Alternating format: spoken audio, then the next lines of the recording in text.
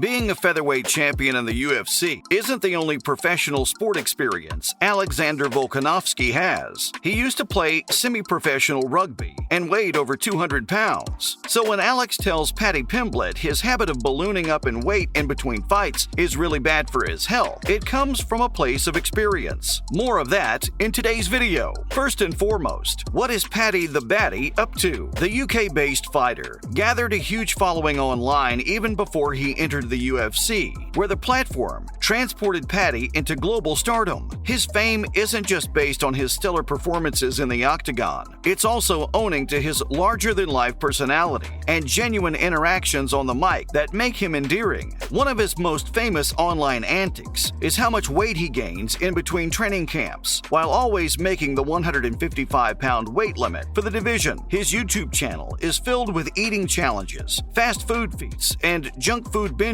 when he isn't getting in shape for the scale. This isn't a completely alien concept among MMA fighters. They have to maintain general fitness throughout their lives, but training camps are a uniquely strenuous amount of diet and work. Upon completion, everyone feels entitled to a little break. Maybe an ice cream sundae, some fried chicken, or some cake. Maybe not a 10,000-calorie feast like Paddy, though. Following up, the downside of binge eating between fights. Considering the fact that UFC fighters get in the cage multiple times a year, 3 or more if you're a young fighter like Paddy trying to climb his way up, ballooning up to over 200 pounds and then cutting down to 155 takes an incredible toll on your physical health. It also makes you incredibly miserable, having to repeatedly go on extreme diets to lose excess fat. Alexander the Great used to do the same earlier in his career. He would weigh up to 190 pounds a week after a fight at 145, causing concern among his trainers and nutritionists over how bad it was for his health. Moreover, it affected his stamina since he would end up cutting more weight than was ideal. Another former UFC champ, TJ Dillashaw, pointed out how behavior like this can put Paddy on the fast track for diabetes or heart complications further down his career. He may be a young man now and not facing the toughest competition, so he gets away with it. TF believes fighting to be a full-time job, all year round, if you want to be a champion. When you start facing the best, fighters who dedicate their entire lives to the craft, you have to do the same.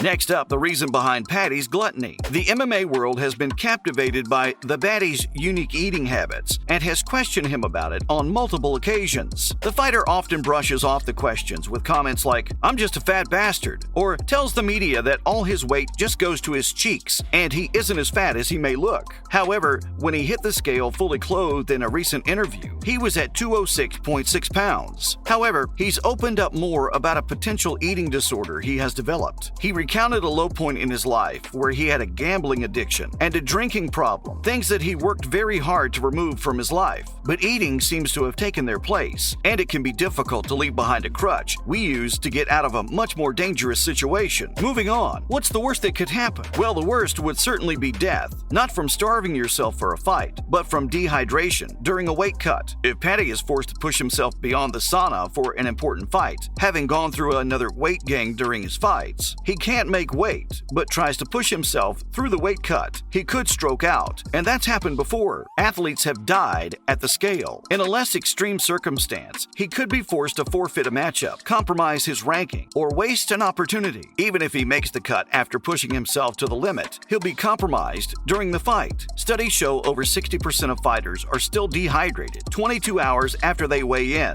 2 hours before a fight. As Paddy gets older and his body isn't as amenable as it is right now, he might not be able to make lightweight anymore and be forced to move up a weight class. That isn't necessarily bad, but it would force him to start fresh in the middle of his career. Additionally, does the UFC share any blame? We know what you're thinking. How can the company be responsible for how much one of its contractors eats? We're here to tell you that it's not that simple when you have weight classes like the UFC does. It is not possible for Paddy to actually lose 60 pounds every 4 months for a fight. He can only live the way he does because he has the option to cut weight. For instance, if he is at 200 pounds during his junk food days and comes down to around 175 by dieting and training at the camp, he still has to cut the last 20 pounds. Dana hasn't really shown initiative at changing the system to something like ONE FC's no dehydration policy. Despite expressing concern at Paddy's behavior, he believes fighters get enough time to lose weight through healthy means. While it may not be directly Dana's fault that Paddy is abusing the system, his awareness of the problem does attribute some responsibility, given his position in the company and his promotion of Paddy as the next big star.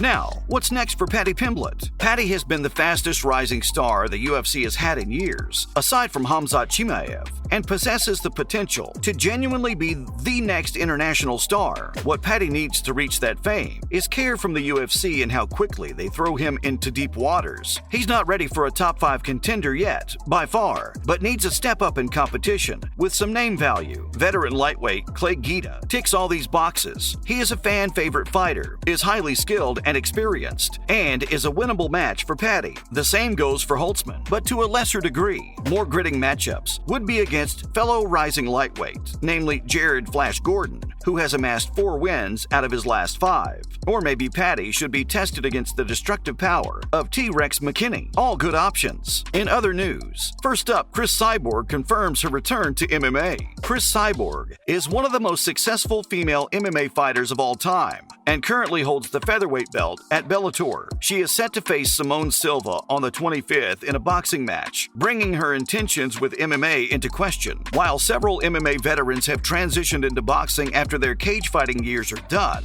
no one has managed successful careers in both combat sports simultaneously. That's exactly what Cyborg wants to do though, and plans to return to Bellator to defend her title. The star fought for a while in the UFC, losing to Amanda Nunes in a featherweight title bout, but now rules the division at Bellator, where she has 3 years on her contract. Her rising age may be a reason for her to make the slow transition into boxing. The sport is considerably easier on the body during training and in fights, and fighters like Anderson Silva have done the same. Next up, Aspen Ladd misses weight again. Not making the weight you are contractually obligated to fight at is one of MMA's cardinal sins, and this might be strike 3 for Aspen Ladd. The bantamweight came in 2 pounds over the limit for her bout with Sarah McCann at UFC Vegas 60, forcing the promotion to cancel her fight. The exact same thing has happened before to McCann when she came in heavy for fights against both Leslie Smith and Macy Chiasson, subsequently canceling them.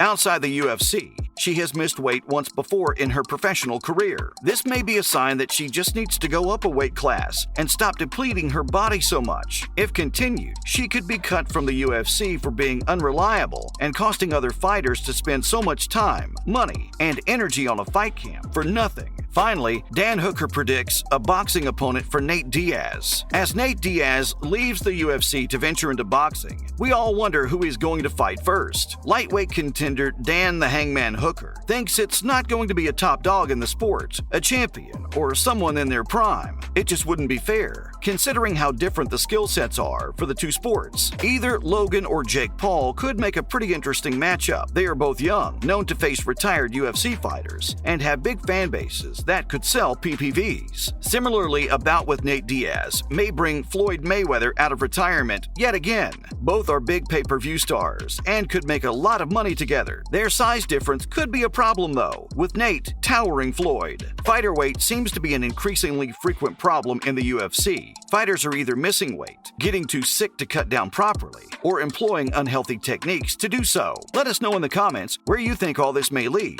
And if you like this video, please don't forget to like and subscribe.